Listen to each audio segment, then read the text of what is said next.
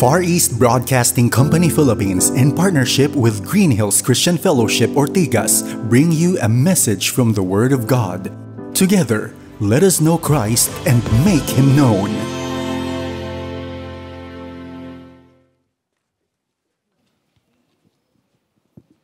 Amen. Purihin po ang Panginoon at magandang hapon po sa ating lahat.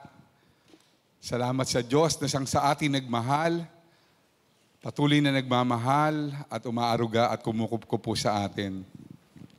Sabi nga po, napakaligaya at kahanga-hanga sa ating pangmasid ang tayo'y sama-sama na magkakapatid, na nagkakaisa sa pangalan ng ating Panginoon. Salamat po sa Diyos na tayo ay muli binigyan po ng pribilehyo upang makalapit po sa Kanyang banal na tahanan, upang makalapit po sa ating Diyos na makapangyarihan sa lahat. Tayo po sa Kanya ay sasamba at magbibigay po ng pagluluwalhati. Ayon po sa Isaiah chapter 43, 11 to 13, I am the Lord, and besides me there is no Savior. I declared and saved and proclaimed when there was no strange God among you, and you are my witnesses, declares the Lord, and I am God. I also henceforth I am He. There is none who can deliver from my hand. I work, and who can turn it back? Purihin po ang Panginoon. Tayo po'y sandaling manalangin. Opo, O Diyos, salamat na wala pong ibang Diyos kundi Ikaw. Wala ka pong katulad. Salamat, Panginoon, na Ikaw ang aming Diyos na may kalayaan naming malalapitan at mayroon ka pong pangako na kung sino man ang siyang lalapit sa inyo, kami ay tatanggapin niyo po at hindi niyo po kami itataboy. Sa nag-iisang Diyos na aming tagapagligtas at Panginoon ng lahat, inaalay namin ang pananambahang ito sa inyo. Purihin ka nga po, Panginoon, salamat sa inyo. Sa pangalan ni Jesus, Amen at Amen. Buksan po natin ang ating mga kopya ng banal na kasulatan sa Joshua chapter 9. Babasahin po natin ang verses 1 to 6 at verses 22 to 27.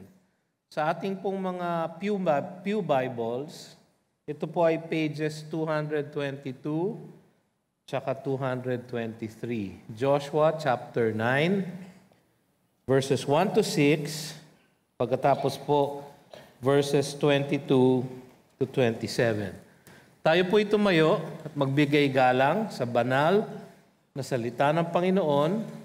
Basahin po natin siya na may pagtanggap nito sa ating puso't isipan at pasalamat sa kanyang dakilang salita. Basahin po natin Joshua 9, verse 1. As soon as all the kings who were beyond the Jordan in the hill country and in the lowland all along the coast of the great sea toward Lebanon, the Hittites, the Amorites, the Canaanites, the Perizzites, the Hivites, and the Jebusites heard of this, they gathered together as one to fight against Joshua and Israel.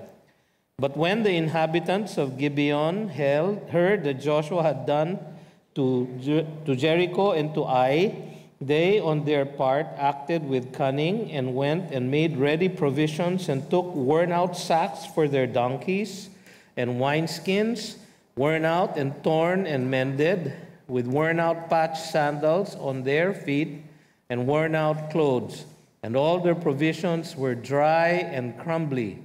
And they went to Joshua in the camp at Gilgal and said to him and to the men of Israel, "We have come from a distant country, so now make a covenant with us." Verse 22 po, Joshua summoned them, and he said to them, "Why did you deceive us, saying, 'We are very far from you,' when you dwell among us? Now, therefore, you are cursed, and some of you shall never be anything but servants, cutters of wood and drawers of water for the house of my God." They answered Joshua, "Because it was told to your servants for a certainty that the Lord your God had commanded his servant Moses to give you all the land and to destroy all the inhabitants of the land from before you. So we feared greatly for our lives because of you and did this thing. And now, behold, we are in your hand. Whatever seems good and right in your sight to do to us, do it. So he did this to them and delivered them out of the hand of the people of Israel, and they did not kill them. But Joshua made them that day cutters of wood and drawers of water for the congregation and for the altar of the Lord to this day in the place that he should choose. Pagpalain nawa ng Panginoon ang kanyang salita sa ating puso't isipan. Maaari na po kayong maupo.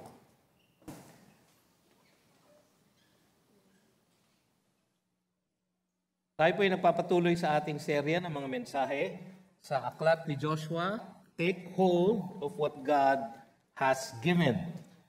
Tinitignan po natin ang mga pangyayari sa bayang Israel na napapaloob dito sa aklat ni Joshua na isang larawan din ng ating paglalakbay bilang mga Kristiyano sa ating buhay espiritual.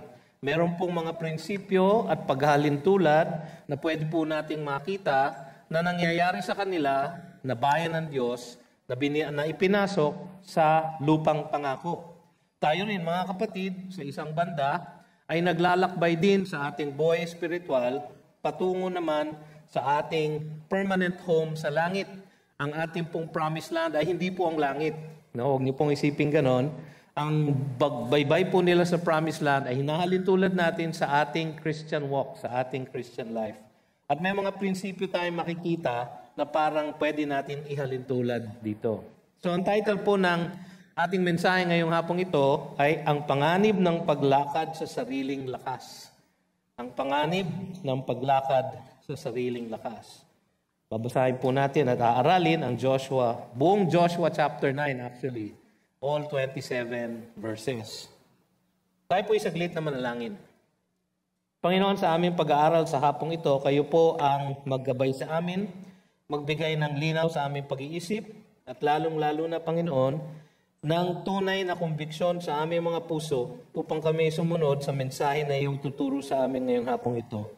Ito po ang aming samot dalangin sa pangalan ni Jesus. Amen. Natatapos lang ng tagumpay ng Israel sa Ai. Pagkatapos nilang matalo dito nung una, natatandaan nyo sa Joshua chapter 7, nagpunta sila doon, parang malakas pa ang loob nila na kanilang tatalunin yung mas maliit na bayan ng Ai, at dahil doon, naging overconfident sila, hindi sila humingi ng tulong sa Diyos, at hindi nila alam na meron isa sa kanila na nagkasala. Kaya sila ay natalo nung una nilang pagdigma sa Ai. Nung pangalawa, pagkatapos nilang ayusin yung nagkasala sa kanila, ni-reveal ng Panginoon sa kanila kung sino ito, na-discover nila at umamin naman ang may sala at siya ay pinarusahan ayon sa batas ng Panginoon. Dahil doon sila ay lumapit muli sa Diyos at nagsangguni sa Kanya tungkol sa kanilang pagdirigma sa Ai. Sa yung pangalawa nilang pagdirigma sa Ai ay naging matagumpay sila. At sila ngayon ay meron ng dalawang bayan o dalawang city-state sa Kanaan na kanila nang pinagtanggumpayan. Ang Jericho na tanyag dahil sa kanyang mga pader at sa kanyang fortification, at ang Ai. Muli nilang itinalaga ang kanilang mga sarili sa Diyos pagkatapos ng tagumpay sa Ai. Makikita natin yon sa chapter 8 verses 30 to 35. Yun po ang itinuro sa atin ni Pastor Noel Pabiona nung huling siya ay naririto. At doon makikita natin na binasa muli ni Joshua ang salita ng Diyos sa kanila. Inulit nilang basahin yung blessings and cursings doon sa Mount Ebal at Mount Gerizim. At sa ganong paraan, itinalaga muli nila ang kanilang sarili bilang bayan ng Diyos. So pagkatapos ng dalawang tagumpay at kanilang pagtatalaga muli sa Diyos, handa na muli ang bayan na ipagpatuloy ang kanilang pananakop ng Kanaan. Parang ganito din ang ating buhay espiritual. Marami sa atin na nakakilala na kay Jesus bilang Panginoon at tagapagligtas. ay inilunsad na ang ating paglalakbay sa ating buhay espiritual. Sa ating buhay espiritual, madalas tayong umasa sa ating sariling kaalaman at kalakasan. Hindi po tayo sanay na ipinapaubaya sa Diyos ang pagpapatakbo ng ating buhay. Kaya madalas, ginagamit lang natin ang sarili nating kaalaman, ang sarili nating lakas, upang ipagpatuloy ang ating buhay Kristiyano. Yun po ang pagkakamali ni Joshua dito sa kwento sa Israel. Yun din po ang pagkakamali natin kung akala natin maaari nating ipagpatuloy ang ating paglago sa buhay espiritual na nakaasa lang sa ating sariling lakas. Mapanganib at tuso ang ating kaaway. Huwag nating panghasan ang hindi pagsangguni sa Diyos sa lahat ng ating mga desisyon at pagkilos. Kung minsan, mga kapatid, inisip natin, nag-aaral naman ako. Meron akong bachelor's degree, may master's pa nga. Yung iba sa atin, meron pang doctorate. So, kayang-kaya ko naman na planuhin ang aking sariling buhay. Kayang-kaya kong isipin kung anong desisyon ang aking gagawin. At alam ko naman ang lahat ng kailangan kong isipin o factors na i-consider para ako ay makapagdesisyon. Pero may isang bagay na wala tayo. Hindi natin alam ang kinabukasan. Ang Diyos natin, alam niya. Kaya kahit na ano pang talino natin, mga kapatid, kahit na ano pang dalubhasa ang ating pag-iisip, kailangan natin palaging umasa sa pagsangguni sa Panginoong Diyos. Humingi ng Kanyang gabay. Humingi ng Kanyang direksyon. Magmula sa Kanyang salita. Ang salaysay na pag-aaralan natin ngayon ay isang babala na huwag lumakad sa laman. Huwag lumakad sa sariling lakas lang. At laging umasa sa pangunguna ng Diyos. Ang una natin titignan ay ang panganib ng panlilinlang na mula sa kalaban. Baka po nalalaliman kayo dun sa aking Tagalog, yung panlilinlang po ay deception. No? Ang panganib po, danger. Baka hindi po ninyo nakuha yung panganib, danger po siya. Ano ang danger ng deception na mula sa ating kalaban? Ang una natin makikita dito sa verse 1 and 2 ay ang katiyakan ng oposisyon. Katiyakan ng oposisyon. Ang sabi dito sa verse 1, as soon as all the kings who were beyond the Jordan in the hill country and in the lowland, all along the coast of the great sea toward Lebanon, the Hittites, the Amorites, the Canaanites, the Perizzites, the Hivites, and the Jebusites heard of this, they gathered together as one to fight against Joshua and Israel. So meron tatlong grupo ng bayan na dinidescribe dito. Lahat daw po ng hari, yung po ay mga city-states. Parang Singapore. Ganon ang kanilang parang size, more or less. No? Beyond the Jordan in the hill country, yung pong unang kategorya, in the lowland, tas all along the coast of the Great Sea. Ito pong 7 nations na ito ay in-enumerate na ng Panginoon, no? Sa Deuteronomy 7, 1 and 2. Meron pong isang nawawalang pangalan. Hindi ko alam kung napansin nyo. Sa Deuteronomy 7, 1 and 2, ay ito din pong mga bayan na ito ang in-enumerate. Pero ang nawawalang pangalan dito ay ang Girgashites. Isipin nyo kasi parang pareho lang silang ites, di ba? Hivites, Jebusites, Hittites, no? Ang nawawala po, Girgashites. No? Kasi alam ko po 7. Nung binilang ko po 6 lang. So may kulang. Ang kulang po, Girgashites. Sino po yung mga yun? Ang sabi ng tradisyon ng mga Hudyo, yung Girgashites daw po ay umalis na sa isa bayan ng Kanaan nung marinig nilang papalapit na ang mga Israelita. So, hindi na sila nga nangahas na makipaglaban. So, ang naiwan lang yung 6. No?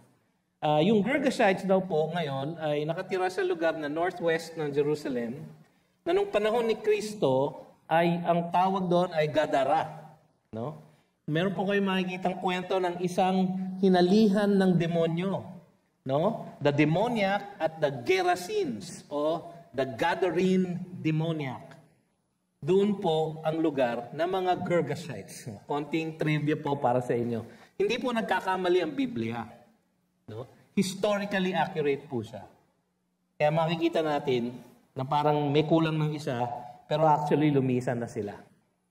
So, hindi banggit dito ang Gibeonites. Napansin niyo, di ba? Jebusites, Hittites, Hivites, di ba?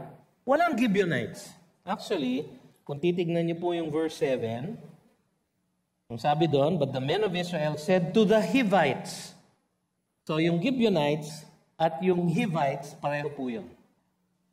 So, ang kausap nila dito ay the Hivites. Yun din po makikita natin sa chapter 11, verse 19. There was not a city that made peace with the people of Israel except the Hivites, the inhabitants of Gibeon. Yan. So, wala na yung ministeryo. Kasi baka isipin nyo, nag-enumerate na nga sila ng mga bayan, nalilipulin ng Israel. Wala doon ang Gibeonites. Sila po yung Hivites. Okay? Para lang malinaw. No?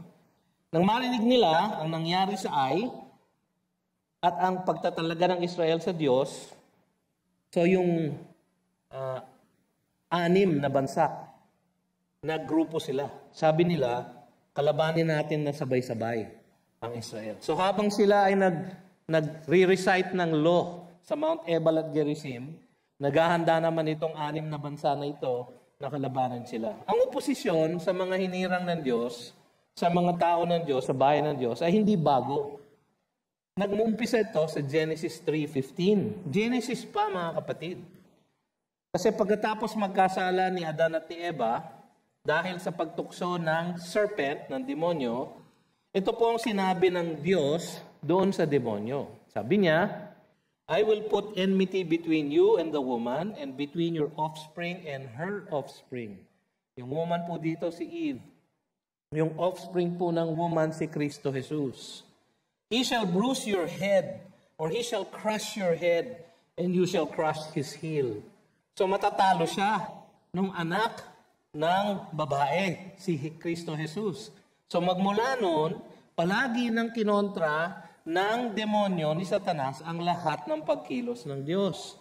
Kaya yung paglipol halimbawa sa lahi ni Jacob sa pamamagitan ng famine, hindi ba kaya napunta si Joseph sa Egypt? Dahil halos mamatay na yung buong lahi ni Jacob, 12 sons and their families, 70 people in all. Muntik silang malipol dahil sa famine. Yung paglipol ng lahat ng mga batang Hebreo sa Egypt. Nung matagal nang wala si Joseph, di ba? Ang order ni Pharaoh, patayin ang lahat ng batang lalaki.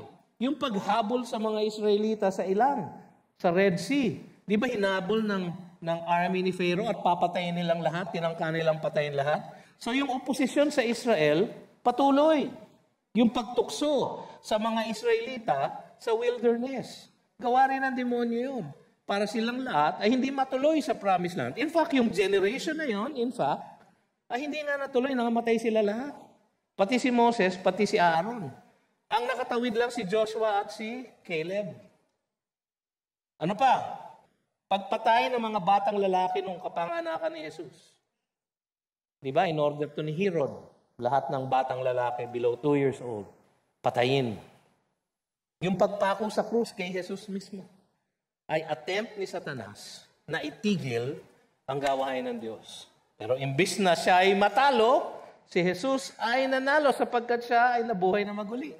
So talo na si Satanas. Naghahanap na lang siya ng karamay, kaya patuloy ang kanyang pag-uusig kahit sa mga apostol ni Jesus sa Book of Acts. No? Patuloy ang kanyang pag-uusig hanggang sa ngayong panahon na ito, patuloy ang pag-uusig ng ating kalaban. Nagpapatuloy siya, ang sabi nga sa 1 Peter 5:8, your adversary, the devil, prowls around like a roaring lion, seeking someone to devour. Sabi sa 2 Corinthians 11:3, but I am afraid that as the serpent deceived Eve by his cunning, your thoughts will be led astray from a sincere and pure devotion to Christ. Patuloy po ang oposisyon sa mga gawain ng Diyos. Kaya sabi ni Pablo sa Ephesians 6, finally be strong in the Lord and in the strength of His might, put on the whole armor of God, sabi niya. For we do not wrestle against flesh and blood, but against the rulers, against the authorities, against the cosmic powers over this present darkness, against the spiritual forces of evil in the heavenly places. So patuloy po ang oposisyon. Tiyak at nagpapatuloy. Ang susunod natin makikita dito, ang katusuhan ng kalaban. Yung tuso po, shrewd.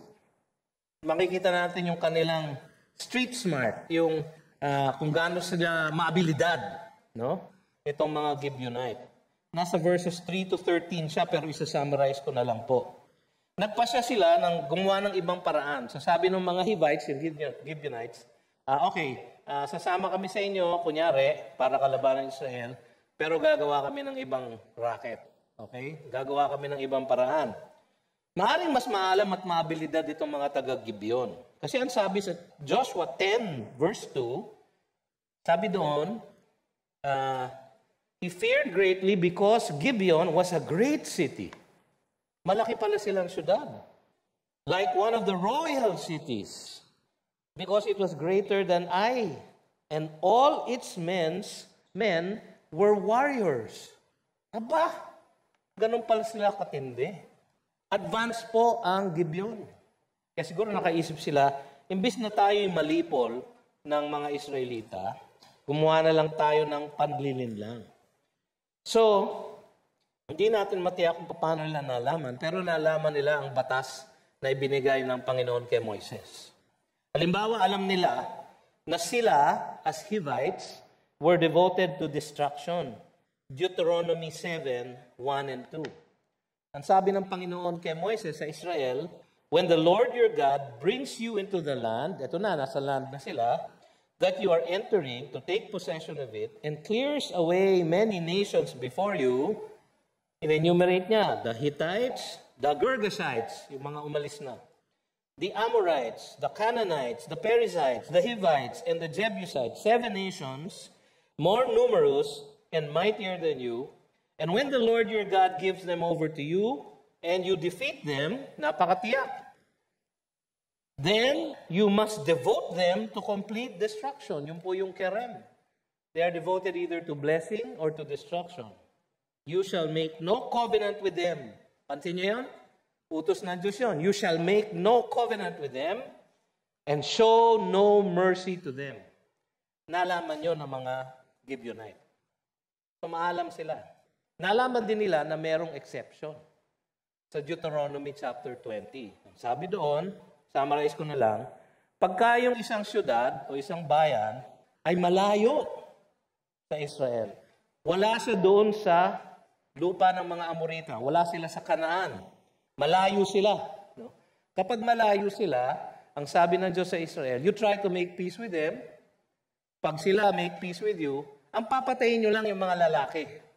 Yung mga babae at yung mga bata, huwag niyong papatayin. So you make peace with them. So naisip, nalaman ito ng mga Gibeonites. So maabilidad sila, meron silang cunning.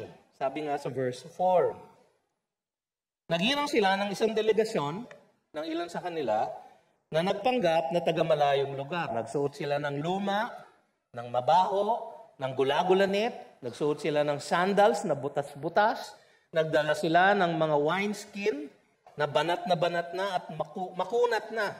Ibig sabihin, old na. At nagdala sila ng tinapay na meron ng lumot. No? Ibig sabihin, matagal na yung tinapay. So, mga artista tong mga to. Gumamit sila ng props. Ginawa nila ito upang sa kanilang paglapit kay Joshua, sa verse 6, sabi nila, we have come from a distant country, so now, make a covenant with us. Oh, alam namin na sa batas nyo, pag malayo ang bansa, you can make a covenant of peace. May homework itong mga to, gumawa ng homework. So nilinlang nila ang bayang Israel at binanggit pa nga nila, tingnan nyo yung verse 9. Nagduda na yung mga taga-Israel. Sa verse 7, halimbawa, sabi, perhaps you live among us. How can we make a covenant with you? Baka naman, nandyan lang kayo sa kanto. Hindi namin kayo pwedeng may covenant. Kailangan namin kayong patayin. Hindi, sabi nila, tinanong na nga ni Joshua, who are you and where do you come from? From a very distant country, your servants have come. Sa original na Hebrew, talagang inuna nila yung lugar na very distant country. Tsaka sa original na Hebrew, dramatic yung pagkasabi nila nito. From a very distant country, your servants have come. Ganon ang pagkakasabi nila. So talagang dramatic. For we have heard a report of him and all that he did in Egypt, and all that he did to the two kings of the Amorites, who were beyond the Jordan, to Sihon, the king of Heshbon, and to Og, king of Bashan, who lived in Ashtaroth. Ba? Meron silang history. Alam nila. Nag-research sila, gumawa ng homework. Pansinin ninyo na hindi nila binanggit ang Jericho at Ai. Pero alam nila, kasi sa verse 3, sabi sa verse 3, when the inhabitants of Gibeon heard what Joshua had done to Jericho and to Ai. So alam nila. Pero nung nakikipag-usap sila kay Joshua, hindi nila binanggit. Bakit? Kasi kung alam nila, alam ni Joshua na alam nila, ibig sabihin, taga dyan lang sila. So hindi nila binanggit. Magaling, no? Magaling itong mga to. Magaling manlin lang. Mga kapatid, ganyan po ang mga kalaban ng ating pananampalataya. Kung minsan naglalatag pa sila ng ebidensya ng kanilang panlilin lang. Mapanlin lang ang mga kalaban natin, mga kapatid. Sila ay sinungaling. Kasi sabi nila outright, we come from a distant land. That's a lie. Matagal na kaming naglalakbay. That's a lie. Itong mga dala namin, na luma na sa biyahe. That's a lie. Diba? Bakit? Because si Satanas ay ang ama ng sinungaling. He is the father of lies. Sabi sa John 8:44. Gumagamit din siya ng mga kampon na mapanlin lang. 2 Corinthians 11:14. And no wonder, for even Satan disguises himself as an angel of light. So, it is no surprise if his servants also disguise themselves as servants of righteousness. Their end will correspond to their deeds. Mga kapatid, ito ang panganib ng panlilinlang ng ating kalaban. Huwag po tayong madaling naniniwala sa mga napapanood lang natin na vlog o blog sa internet. No? Baka po nanonood kayo ng mga YouTube video ng kung sino-sino lang. Na kung minsan, madalas, kino-quote pa ang Biblia. Pero mali ang tinuturo. Ang kailangan ninyong konsultahin, mga kapatid, ay ito. Kailangan ninyong basahin, aralin, maging pamilyar kayo sa sinasabi ng Biblia sapagkat ito ang katotohanan. Huwag kayong makikinig sa mga ahente ng demonyo na madalas nasa internet at nasa YouTube. Huwag po kayong magsuscroll ng YouTube. At kung sino-sino ang pinakikinggan. Marami po. Kung minsan po, tinitignan ko, medyo kinikilabutan ako sa maling katuroan, makikita natin sa internet. Pag meron po kayong napanood o nabasa, balik kayo sa Biblia. Tingnan nyo kung tama nga ang sinasabi nila. Tama ba ang interpretasyon nila ng Biblia? O ginagamit lang nila para sa sarili nilang kapakanan? Ganyan po ang mark ng mga manlilinlang. Ginagamit nila ang Biblia, nanlilin lang sila para sa sarili nilang kapakanan. Para dumami ang views nila sa YouTube. Para dumadami ang nagla-like sa kanila sa Facebook. At sa kanilang pagdami ng ganon, kung minsan sila'y kumikita ng salapi. At kung minsan, humihingi pa sila ng salapi sa inyo. Mag-donate kayo sa aking ministry. Mga kapatid, yung palang red flag na po yun. Nakakatakot po na gumawa ng ganon sa ating panahon. Sa telepono lang natin, kung kayo po ay merong Twitter, ano na nga ba ang tawag? X. Napakawalang kwentang brand. X. Kung kayo ay merong ganon, kung meron kayong Facebook, Instagram, mag-ingat po kayo sa napapanood ninyo. Kung meron po kayong TikTok, no? Marami po sa TikTok ang nagbebenta, nangangalakal ng maling katuruan. Iwasan po natin. Maging master po tayo ng Biblia. Basahin po ninyo. Huwag kayong tamad na makikinig lang kayo sa sinasabi ng mga tao. Magsuscroll lang kayo sa inyong social media. Diyan po pumapasok ang panlilinlang ng kalaban. Pangalawa, ang pinagmulan ng maling pangako nasalungat sa kautusan ng Diyos. Napilitan silang mangako sa mga taga-Gibeon. Bakit? Paano nangyari yun? Ano ang pinagmulan? Ito po ang pinagmulan. Ang sanhi, hindi pagsangguni sa Panginoon. Tingnan niyo yung verse 14. Sabi sa verse 14, so nagpakita na ng props yung mga Gibeonite. No? Pinakita nila na yung bread na may lumot na. Pinakita nila yung wineskins na putok na. Pinakita nila yung garments nila na worn out na. So verse 14, tingnan niyo sinabi doon. Maiksi lang yung verse. So the men took some of their provisions. Kasi ano sabi? But did not ask counsel from the Lord. Yun po ang sanhi. Hindi sila nag-pray, hindi sila sumangguni sa Diyos. Mabilis pinaniwalaan, di ba, ng men of Israel? Parang ang bilis. Tinignan nila yung props, tas ayaw nga, taga-malayo nga sila. No? For a country na tanyag bilang mga military strategists at geniuses, parang napakabilis. No? Parang binalanghat lang nila ng konting ganyan, tapos ayaw nga, malayo nga pinanggalingan nila. Siguro overconfident sila. Dahil nanalo sila sa Jericho at nanalo sila ulit sa Ai. Parang nung nangyari sila sa kanila sa Ai, di ba? Naalala nyo sa Joshua chapter 7, sa verse 3, ang sabi ng mga espiya na pinadala ni Joshua sa Ai, do not have all the people go up, but let about 2,000 or 3,000 men go up and attack Ai. Do not make the whole people toil up there, for they are few.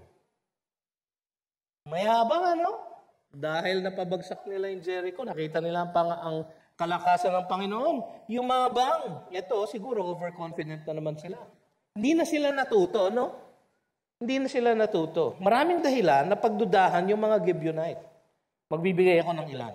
Kung sila ay official delegation mula sa isang malaking lungsod, bakit wala silang mga alalay na kasama para ayusin ang pagkain nila at inumin? Bakit napabayaan na ang tinapay nila mapanis? Kung kayo ay official delegation, hindi ba dapat may sapat kayong provision para sa inyong paglalakbay dahil malayo din yung ibabalik nyo. Wala sila. Dapat may red flag na yon sa mga Israelita, di ba? Bakit ganon? Kung delegasyon ito nagaling sa isang Gibeonite city, bakit parang wala silang dala? Wala silang, ano bang term natin ngayon? Wala silang K. No? Parang wala silang K. Kung ako yung mga Israelita, medyo pagdududahan ko yun. Bakit sila walang tamang pananamit? Bakit butas-butas ang kanilang mga maong, ang kanilang jeans? No, bakit? Kung sila ay haharap kay Joshua at sa Israel at manunuyo para sila ay pagbigyan at huwag girahin, bakit hindi man lang sila bumihis na mabuti? Hindi ba nakakapagtaka? Pero, tinignan lang ng mga tao yung provision nila. Tapos, pero ang masahol sa lahat, they did not ask counsel from the Lord. Nangyari din ito sa Ai.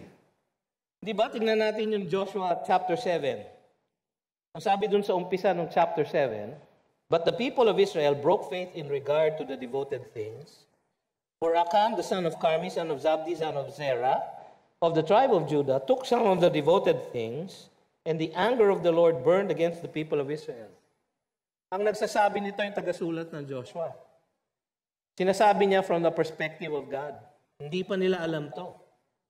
Pero anong nangyari? Joshua sent men from Jericho to Ai, which is near Beth-haven, east of Bethel, and said to them, Go up and spy out the land.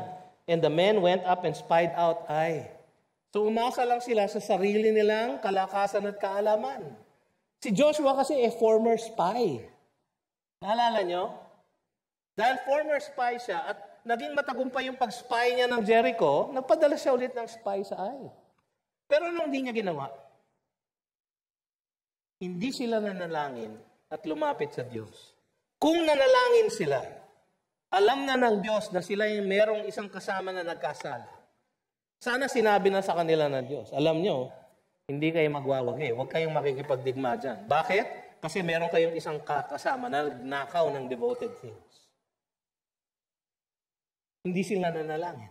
Eto na naman sila. Ganyan ang storya ng Israel eh. Paulit-ulit sila. Eto na naman sila. Umaasa na naman sila sa sarili na ng kaalaman. Meron naman silang access sa Diyos.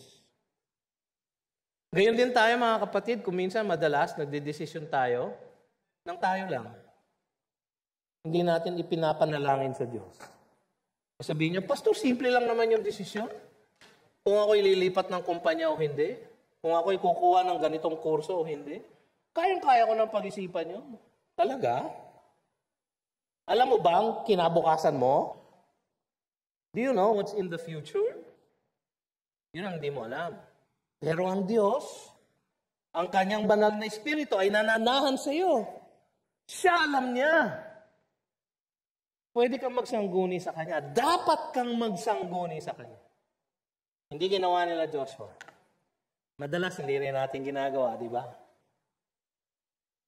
Panginoon, ito na yung gusto ko. Type ko siya. Maganda, matangkad. Ang ganda ng ngiti. Matalino. No? Tsaka, kahit na anong datnang ko sa Kanya, mabango siya. Aba, inaamoy-amoy mo na pala. So, Panginoon, magka-quiet time ako para malaman ko kung saan ang inyong kalooban sa akin. Pero gustong-gusto mo na. Kaya yung quiet time mo, may kulay na. No? May mabasa ka lang doon na, go ahead. Uy, go ahead daw, go ahead.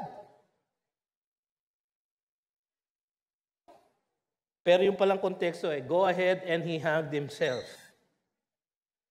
Mali.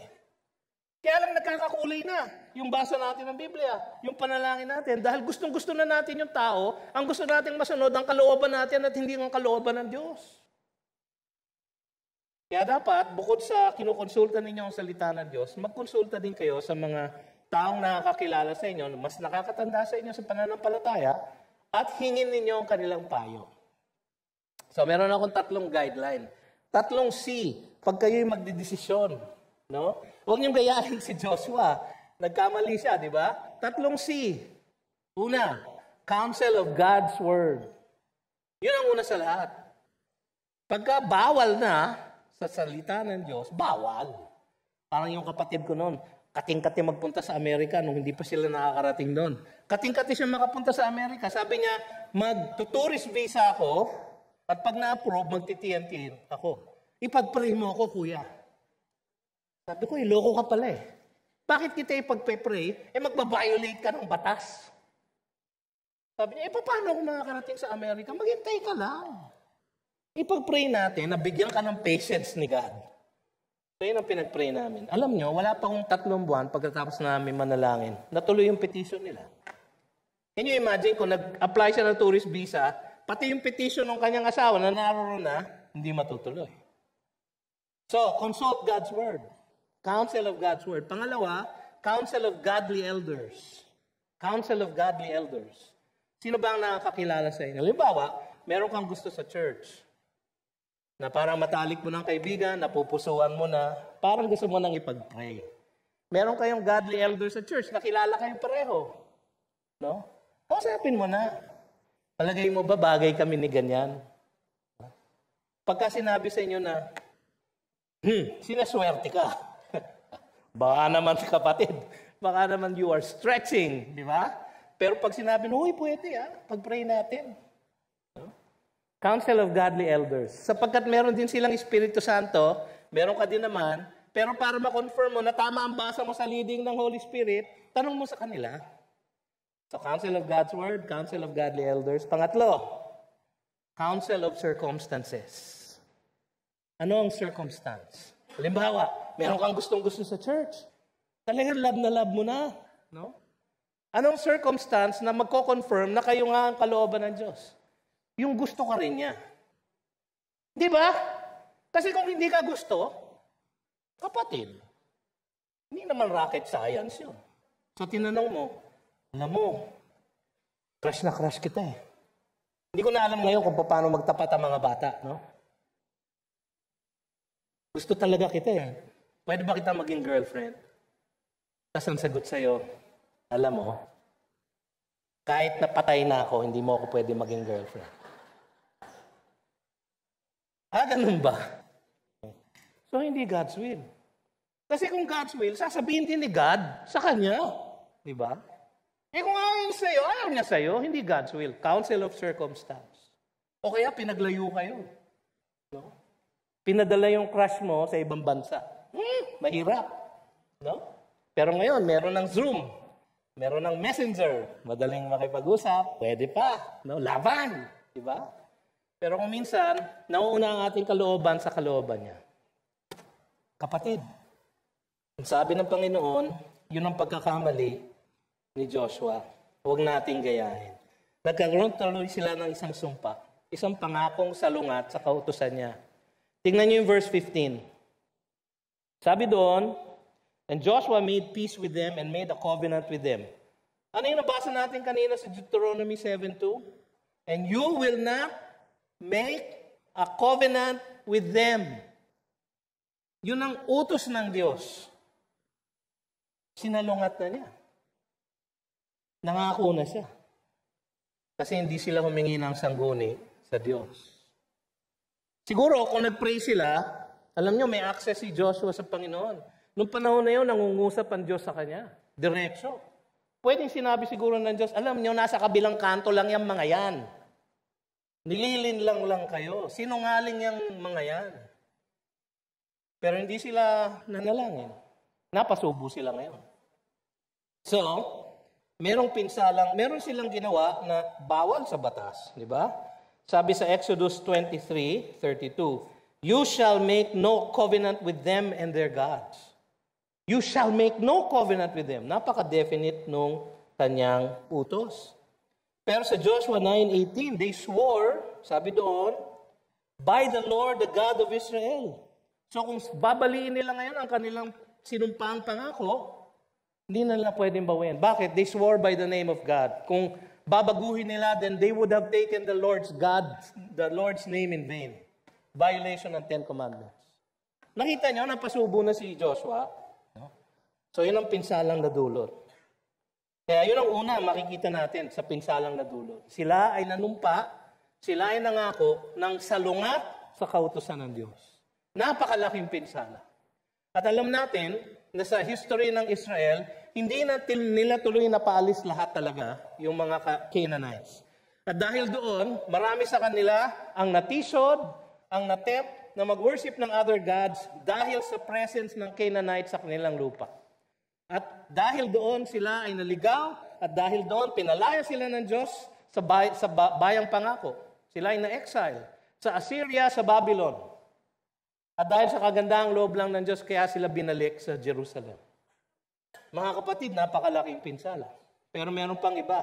Pangatlo, ang pinsalang dulot ng paglakad sa sariling lakas. Una, ang pagtatalo ng mga Israelita at kanilang mga pinuno. Tignan niyo yung verse 17. Sabi doon, verse 16, at the end of 3 days, nalaman na nila na sila ay niloko. Napasubo na sila. Verse 17. And the people of Israel set out and reached their cities on the 3rd day. Anong balak nilang gawin? Gerahin. Pero, now their cities were Gibeon, Chephirah, Beeroth, and Kiriath Jearim. But the people of Israel did not attack them. Nagkaroon ng pagtatalo. Because the leaders of the congregation had sworn to them by the Lord, the God of Israel, then all the congregation murmured against the leaders. Siguro ang sinasabi ng iba, bakit ganon? Bakit sila nangako ng ganon? Nakita siguro ng marami ang yaman ng Gibeon. At pinagmasahan nila yung yaman na yun. Kasi kung kukunin nila ang Gibeon, sa kanila mapupunta yung yaman na yun. Siguro, nalito sila. Bakit tahasang sinuway ni Joshua yung utos ng Diyos? Napaalisin lahat at lipulin lahat ang bayang kanyang in-enumerate sa Deuteronomy 7:1. Bakit? Utos ng Diyos yun. Ngayon, hindi natin sila pwedeng galawin. So siguro confused yung mga tao. Kaya sila nag-murmur. So yun ang isang mali na nangyari. Nagtalo ngayon ang mga Israelita. Nagkaroon ngayon ng lamat ang reputasyon ni Joshua. Napakalaking pinsala. Ang isa pang pinsala, yung patuloy na pagkaalipin ng mga Gibeonita. verse 21 to 23. Sabi doon, and the leader said to them, let them live. Kasi nangako na kami, napasubo na kami. Let them live. So they became cutters of wood and drawers of water for all the congregation, just as the leaders had said of them. Joshua summoned them and he said to them, why did you deceive us? Parang huli na, no? Why did you deceive us? Sabi talaga ng iba, ang pagsisisi ay nasa huli. Ito, nagsisisi na siya. Why did you deceive us? Saying, we are very far from you when you dwell among us. Now, therefore, you are cursed. So, hindi na niya mabawi yung utos na sila ilipulin, kaya now you are cursed. Ano yung curse? Some of you shall never be anything but servants, cutters of wood and drawers of water for the house of my God. So, parang ang curse, no? Kasi gusto nila sanang lumaya itong mga taga-Gibeon, pero imbis na lumaya sila, sila ay naging alipin. So, yun ang pinsala. Patuloy na pagkaalipin nila. Tapos, yung pagkatakot ng mga Gibeonite. Pinsala ito sa Israel. Natakot na nga mga Gibeonite, sabi nila sa verse 24, because it was told to you, to your servants, for a certainty, that the Lord your God has commanded his servant Moses to give you all the land and to destroy all the inhabitants of the land from before you. So we feared greatly for our lives because of you and did this thing. Natakot na nga sila, pero ang pinsala sa Israel, hindi nila nagamit yung pagkatakot na iyon para iligtas o para lipulin ang Gibeon. Hindi nila nagamit yung pagkatakot na iyon. Pero yung pagkatakot na iyon, ginamit ng Diyos sa ibang paraan. Sabi nila sa verse 25, and now, behold, we are in your hand. So medyo honorable itong mga Gibeonite, nabuking sila. So sabi niya, now, behold, we are in your hand. We are in your hand. You do with us as you will please, sabi niya. Do whatever seems good and right in your sight to do to us, do it. So, pwede silang lipulin ni Joshua. Pero hindi niya ginawa. Kasi honorable din si Joshua. For whatever reason, si Joshua, hindi niya pinapatay ang mga Gibeonite. Nakikita niyo ba may kumikilos sa likod nitong mga pangyayaring ito? May kumikilos sa likod ng pangyayaring ito. At ang kumikilos ay ang Panginoon. Nagkamali si Joshua, binali niya yung kautusan na lipulin ang lahat ng mga Canaanites. Pero hindi siya pinarusahan ng Diyos. Nagpatuloy sila sa conquest ng Promised Land at sila ay nagwagi sa maraming mga bayan. Hindi niya pinarusahan si Joshua. Hindi niya rin pinarusahan ang mga Gibeonites dahil sa kanilang panlilin lang. Kasi napilitan daw silang gawin yon dahil sa takot nila sa Diyos. Pero mga kapatid, hindi buo yung pagkatakot nila. Kasi sino pa yung isang naligtas na Canaanite? Si Rahab. Naalala niyo? Si Rahab ng Jericho, siya lang ang naligtas sa buong Jericho. Nakilala din ni Rahab. Natakot din ang Jericho sa Panginoong Diyos. Diba? Sabi sa Joshua chapter 2, verses 9 and 10, I know that the Lord has given you the land, and that the fear of you has fallen upon us, and that all the inhabitants of the land melt away before you. For we have heard how the Lord dried up the water of the Red Sea before you when you came out of Egypt, and what you did to the two kings of the Amorites who were beyond the Jordan, to Sihon and Og, whom you devoted to destruction.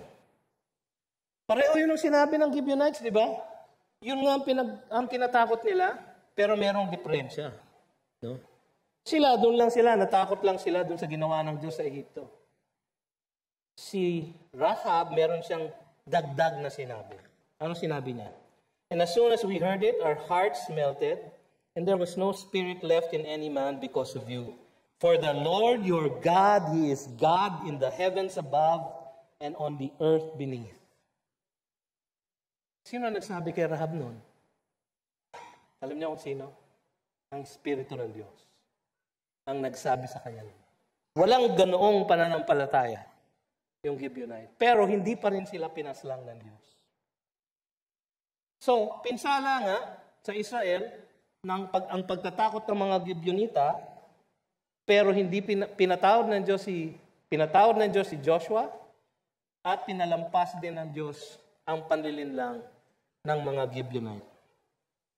Tapos, ang huli, napilitan tuloy ang Israel na tuparin ang kanilang pangako.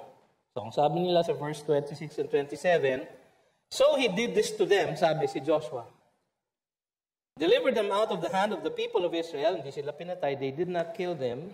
"But Joshua made them that day cutters of wood and drawers of water for the congregation and for the altar of the Lord to this day in the place that he should choose." Ginawa silang servants sa templo, sa tabernakulo ng Panginoon. Kasi marami silang kailangang tubig sa paghuhugas, marami silang kailangang kahoy sa pagsusunog ng mga offering. Diba?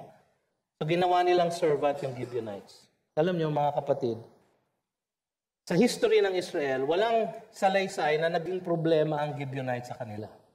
Yung ibang Canaanites naging problema sa Israel, pero hindi ang Gibeonites. In fact, tignan niyo yung ibang sinasabi ng Biblia. 1 Chronicles 9:2. "Now the first to dwell again in their possessions in their cities were Israel, the priests, the Levites, and the temple servants." Alam niyo kung sino yun? The Nebil Gibeonites. Ito yung nung na-build na yung temple. Sila ang unang nakapasok. Ezra chapter 2 verses 43. Babalik na sila sa Israel. Di ba? Dito, the temple servants ang kasama ni Ezra sa pagbabalik. Alam niyo kung sino yun? Gibeonites. Nehemiah 3:26. "And the temple servants living on Ophel repaired to a point opposite the water gate." Sino ang kasama ni Nehemiah na nag-build ng wall? The temple servants. Sino yun? Gibeonites. Ano nangyari mga kapatid? At dito tayo magtatapos. Matingkad ang grasya ng Diyos sa salaysay na ito. Grasya kay Joshua sa kanyang di pagsangguni sa Panginoon. Di siya pinarusahan. Alam nyo, baka iniisip nyo, so yung disobedience na yun, walang naparusahan. Yung panlilinlang ng Gibeonites, paano yun, Pastor? Walang naparusahan? Pinalampas lang ng Diyos. Mga kapatid, si Joshua ay isang type ng isang future Joshua. Ang pangalan niya, kung inyong matatandaan, ay pareho ng pangalan ni Jesus. Yeshua. Joshua. Pareho sila ng pangalan.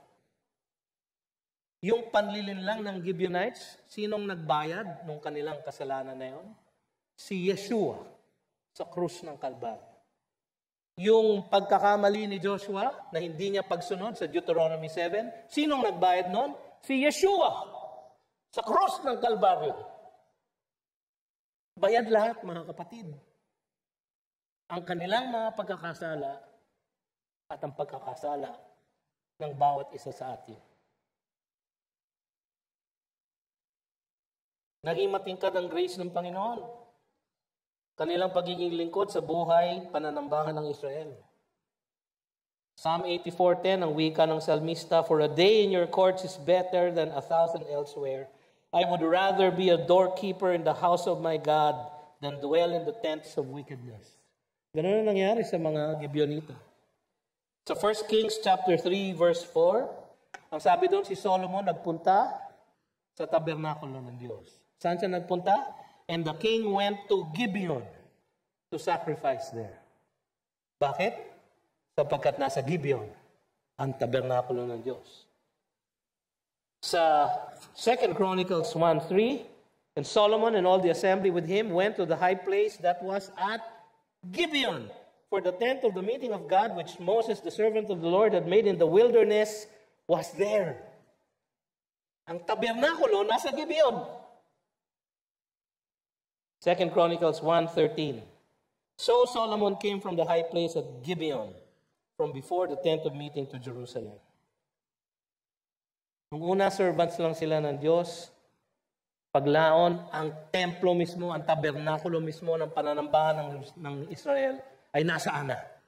Nasa Gibeon. Today, ang Gibeon, ang tawag sa Gibeon ay Aljib o Nebil Samuel, sapagkat doon daw nilibing si Prophet Samuel sa Gibeon. Aljib ang pangalan ng Gibeon ngayon, 6 miles northwest ng Jerusalem. So meron pa kong Gibeon. Mapanganib talaga ang umasa sa sarili nating kaalaman at kalakasan. Sabi sa Proverbs 3 verses 5 and 6, alam nyo na to, kinanta na to ni Gary Valenciano, no? Huwag kayong mag-alala, hindi ko po kakantahin. No? Trust in the Lord with all your heart and do not lean on your own understanding. In all your ways acknowledge Him and He will make straight your paths. Counsel of God's Word, counsel of godly elders, counsel of circumstances. Manalangin tayo sa Diyos para sa Kanyang sangguni sa atin. Ilagak natin ang lahat ng ating gagawin sa Kanya. James 4:13-15. Come now, you who say today or tomorrow we will go into such and such a town and spend a year there and trade and make a profit. Yet you do not know what tomorrow will bring. What is your life? For you are a mist that appears for a little time and then vanishes. Instead, you ought to say, if the Lord wills, we will live and do this or that. If the Lord wills. Sana yung po ang ating maging battle cry. Huwag tayong gagawin na according to our will, but if the Lord wills. Tayo ay mamuhay sa ilalim ng Kanyang paghahari. Matthew 6:33, but seek first the kingdom of God and His righteousness, and all these things will be added to you. Mga kapatid, mapangahas po tayo kuminsan, nabubuhay tayo ng walang sangguni sa Diyos. Nakita na po natin, mapanganib po yun. Lagi po tayong manalangin sa Kanya at umasa sa Kanyang pagdirect ng ating buhay. Huwag po tayong mabubuhay na labas sa Kanyang sangguni at sa ating sariling lakas. Tandaan po natin ang grasya na umapaw kay Joshua at sa Gibeonites. Yun po ang grasya na umapaw sa buhay ng ating Panginoong Jesus, si Yeshua, na naging Panginoon at tagapagligtas natin. Tayo po tumayo, tayo manalangin sa ating pagtatapos. Panginoon, marami pong salamat sa inyong mensahe sa amin ngayong hapong ito. Kayong magpala sa bawat isa sa amin, Panginoon, upang sa aming paghayo sa lugar na ito, taglay namin ang kagandahang loob ni Kristo Jesus, ang pag-ibig ng Diyos, at ang gabay at pakikipisan ng Diwang Banal magmula ngayon at magpasawalang hanggan. At ang lahat ng anak ng Diyos ay nagsabi, Amen at Amen. Magandang hapon po. You've just heard a message from the Word with Green Hills Christian Fellowship Ortigas in partnership with Far East Broadcasting Company Philippines. We hope you can join us next week. God bless you.